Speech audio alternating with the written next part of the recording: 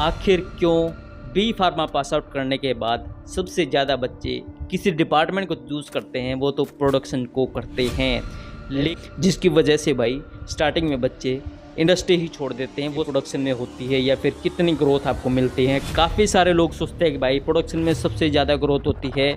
सबसे बड़ा मिथ तो यही है इंडस्ट्री का। ये था मेरा point of view production department को लेके, आखिर क्यों ज़्यादा बच्चे प्रोडक्शन को ज्वाइन करते हैं। राम राम भाई सारन है, स्वागत है जी एक और नई वीडियो में। तो आज की इस वीडियो में हम बात करने वाले हैं प्रोडक्शन डिपार्टमेंट के बारे में। आखिर क्यों बी फार्मा पास आउट करने के बाद सबसे ज़्यादा बच्चे किसी डिपार्टमेंट को चूज़ करते हैं, वो तो प्रोडक्शन को करते हैं। लेकिन आज की इस वीडियो में इन डेप्थ रिव्यू करने वाले हैं आखिर किन बच्चों को प्रोडक्शन डिपार्टमेंट चूज़ करना चाहिए, प्रोडक्शन डिपार्टमेंट में कितना वर्कलोड होता है जिसकी वजह से काफ़ी सारे बच्चे भाई इंडस्ट्री ही छोड़ देते हैं सिर्फ और सिर्फ वर्कलोड की वजह से।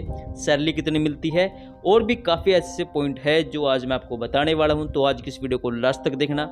आज की इस वीडियो को देखने के बाद आपको पूरा कॉन्सेप्ट क्लियर हो जाएगा कि आपको प्रोडक्शन डिपार्टमेंट चूज करना चाहिए या फिर नहीं करना चाहिए। तो चलिए शुरू करते हैं आज की इस वीडियो को। लेकिन आगे बढ़ने से पहले जिस भी भाई ने अभी तक चैनल को सब्सक्राइब नहीं किया, सबसे पहले चैनल को सब्सक्राइब कर लीजिए ताकि ऐसी वीडियोस आपको यहाँ पर मिलते रहे। तो सबसे पहले बात कर लेते हैं कि आखिर सबसे ज़्यादा बच्चे प्रोडक्शन को क्यों चूज़ करते हैं। सबसे बड़ा रीज़न ये है कि भाई उन्हें पता ही यही होता है कि बस प्रोडक्शन ही होता है इंडस्ट्री में, बाकी सारे डिपार्टमेंट के बारे में इतनी क्लैरिटी नहीं होती है, जिसकी वजह से वो प्रोडक्शन को चूज़ करते हैं। लाइक मैं भी ऐसा ही था, मुझे बस पता था कि भाई प्रोडक्शन ही होता है इंडस्ट्री में, दवाई बनाना यानी कि प्रोडक्शन, बस इसके अलावा मुझे कुछ नहीं पता है। क्वालिटी इंश्योरेंस क्या होता है, क्वालिटी कंट्रोल क्या होता है ना, DRA क्या होता है, फार्माकोविजिलेंस क्या होता है, मुझे नहीं पता था। तो एक सबसे बड़ा रीज़न ये भी है कि लोग अवेयर नहीं है प्रोडक्शन या फिर अदर डिपार्टमेंट्स के बारे में। अब जैसे मुझे ही लगा लो, मैं भी बस प्रोडक्शन का नाम ही पता था और मैंने सीधा बोल दिया था कि मैं प्रोडक्शन को ज्वाइन करना चाहता हूँ, बिना इस चीज़ को जाने कि आखिर प्रोडक्शन की क्या रिस्पॉन्सिबिलिटी होती है, कितना वर्कलोड होता है, एक्चुअल काम क्या होता है। ठीक ऐसे ही आप भी शायद प्रोडक्शन को ज्वाइन कर लेंगे without awareness of their responsibilities, their role in the industry. Production is not about making drugs. I know you are in a production department, you have to be making drugs, but खाली drug बनाने तक ही सीमित नहीं है production department. Production department है दवाई बनाना plus man power को handle करना। अगर मैं कहूँ कि भाई सबसे ज़्यादा जो मेजर पार्ट रहता है एक प्रोडक्शन ऑफिसर का, वो मैन पावर को हैंडल करना होता है, तो ये बात बिल्कुल भी गलत नहीं है। अगर कोई भी प्रोडक्शन का बड़ा भाई अगर इस वीडियो को देख रहा है तो आप जस्टिफाई कर सकते हो इस चीज़ को ना, कि खाली दवाई बनाना प्रोडक्शन का काम नहीं है, मैन पावर को हैंडल करना भी प्रोडक्शन का काम है। और वो क्वालिटी कहाँ से आएगी? वो क्वालिटी आएगी एक लीडर के पास से, है ना। ज्वाइन करने को तो भले ही ज्वाइन कर लो भाई, कोई बड़ी बात नहीं है। एज सिर्फ एक आप अपना ही एक अच्छा काम कर सकते हो, डॉक्यूमेंट भर सकते हो, लेकिन जब तक आप मैन पावर को हैंडल करना नहीं सीखोगे, आप प्रोडक्शन में अपना करियर नहीं बना पाओगे। और यही गलती लोग अक्सर करते हैं, उन्हें मैन पावर हैंडल करना नहीं आता, एक वो लीडर वाली बात उनमें नहीं होती है। जब वर्कलोड बढ़ता जाता है, देखो स्टार्टिंग में वर्कलोड बढ़ेगा, सैलरी कम होती है। अब इस बात को समझो कि एक तो काम भी ज़्यादा है, सैलरी कम है, खुद भी काम करना है, दूसरों से भी काम कराना है, तो वर्कलोड जो प्रेशर जो बढ़ जाता है वो हैंडल कर पाना काफ़ी मुश्किल हो जाता है, जिसकी वजह से भाई स्टार्टिंग में बच्चे इंडस्ट्री ही छोड़ देते हैं। वो समझते हैं कि जितना इस डिपार्टमेंट में लोड है सभी जगह ऐसा ही लोड है, तो इस वजह से वो इंडस्ट्री भी छोड़ देते हैं। मैन पावर को हैंडल करने जा रहे हो, उसमें कम पढ़े लिखे भी है, ज़्यादा पढ़े लिखे भी हैं। हो सकता है कि काफ़ी सारे लोग तो पढ़े लिखे ही ना हो, बेसिक के जो प्रोसीजर होते हैं उनके बारे में अवेयरनेस ना हो, तो ठीक उन बंदों से काम कराना, एज़ पर रेगुलेटरी उनको प्रिपेयर करना, उनको मेंटेन करके रखना काफ़ी हद तक कुछ लोगों के लिए इम्पॉसिबल हो जाता है, जिसकी वजह से भाई वो प्रोडक्शन डिपार्टमेंट ही छोड़ देते हैं या फिर बाद में इंडस्ट्री ही छोड़ देते हैं।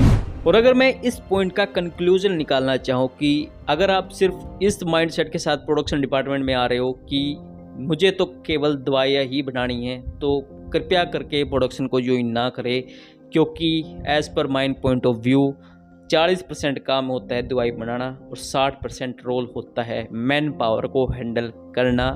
ये होता है एक रियल प्रोडक्शन ऑफिसर का काम। तो अब बात कर लेते हैं सैलरी और ग्रोथ के बारे में। आखिर कितनी सैलरी प्रोडक्शन में होती है या फिर कितनी ग्रोथ आपको मिलती है। काफ़ी सारे लोग सोचते हैं कि भाई प्रोडक्शन में सबसे ज़्यादा ग्रोथ होती है। सबसे बड़ा मिथ तो यही है इंडस्ट्री का। देखो, अगर आपकी भी सेम परफॉर्मेंस है और किसी दूसरे डिपार्टमेंट के पर्सन की भी सेम परफॉर्मेंस है, ये बिल्कुल नहीं होगा कि उसके 2000 इंक्रीमेंट लगा है और आपका 4 लग जाएगा। ये बिल्कुल भी इम्पॉसिबल है, बिल्कुल भी संभव नहीं है। अगर उस बंदे का 2000 लगा है, हो सकता है कि आपका 2500 लग जाए।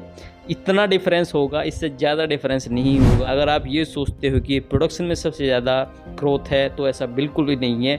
ग्रोथ और सैलरी डिपेंड करती है कितनी कंपनी आपने स्विच करी है। ये है एक हार्श रियलिटी है ऑफ इंडियन फार्मा इंडस्ट्री। जितनी कंपनी आप स्विच करोगे उतनी ग्रोथ आप करोगे, क्योंकि ऑब्वियस सी बात है सबसे ज़्यादा हाइक आपको जब आप कंपनी स्विच करोगे तभी मिलती है। इंक्रीमेंट कितना लग जाएगा, 10%, 15%, 20%। लेकिन जब आप कंपनी को स्विच करते हो कितनी हाइक मिलती है, 40-50% तक भी हाइक मिलती है। तो ऑब्वियस सी बात है भाई, आपकी सैलरी और आपकी ग्रोथ डिपेंड करेगी आपकी कंपनी, आपने कितनी कंपनी स्विच करी है। बट अगर हम बात करें एज ए फ्रेशर आपको कितनी सैलरी मिल सकती है, एज ए एवरेज मैं आपको बता देता हूँ, 15,000 आपको मिलने वाले हैं। चाहे प्रोडक्शन ज्वाइन कर लेना, चाहे QA ज्वाइन कर लेना या फिर QC ज्वाइन कर लेना, कोई भी डिपार्टमेंट ज्वाइन कर लेना, 15,000 एक एवरेज सैलरी है। अगर आपने अच्छे कैंपस से प्लेसमेंट ली है, हो सकता है 20 से 25,000 हो जाए। अच्छी कंपनी में हुआ है तो 20-25,000 मिल जाएगी।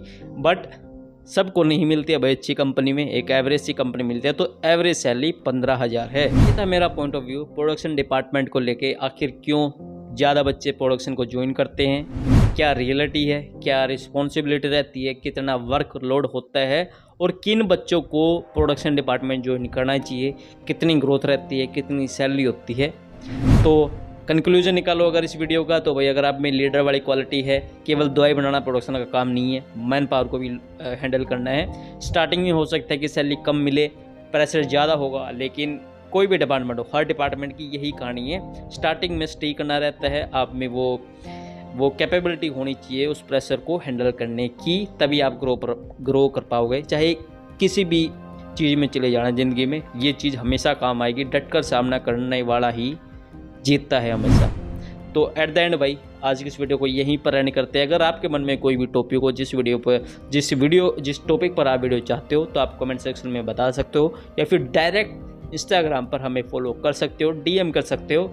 और वैकेंसी रिलेटेड वीडियोस पाने के लिए या फिर और भी डिटेल जानने के लिए आप हमारे व्हाट्सएप चैनल को ज्वाइन कर सकते हो। तो ठीक है जी, मिलते हो नई वीडियो में एक नए टॉपिक के साथ। तब तक के लिए चैनल को सब्सक्राइब कर लीजिए, वीडियो को लाइक शेयर कमेंट करना मत भूलिएगा। राम राम जी।